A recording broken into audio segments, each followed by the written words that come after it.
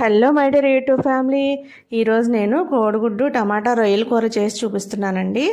Oil heat ఎక్కిన తర్వాత కోడిగుడ్లు వేసుకొని ఇలా ఎర్రగా వేయించుకోవాలి. వీటిని తీసి పక్కన పెట్టుకున్న తర్వాత అదే నూనెలో ఉల్లిపాయ పచ్చిమిరపకాయలు వేసుకుని వేగిన తర్వాత అల్లం వెల్లుల్లిపాయ పేస్ట్ వేసుకొని పచ్చివాసన పోయేలాగా వేయించుకోవాలి.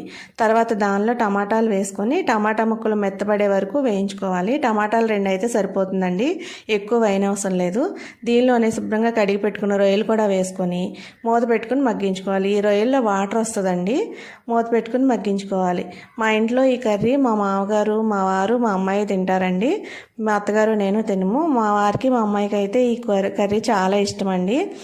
ఇందులో కొద్దిగా ఉప్పు, కారం, పసుపు వేసుకొని కొద్దిసేపు మూత పెట్టి మగ్గించుకున్న తర్వాత వాటర్ వేసి అది ఉడుకు పట్టిన తర్వాత కోడిగుడ్లు కూడా వేసుకొని మూత పెట్టుకొని దగ్గర పడే వరకు ఉడికించుకోవాలి. అది దగ్గర పడిన తర్వాత మసాలా పొడి, కొత్తిమీర, కరివేపాకు వేసుకుంటే కర్రీ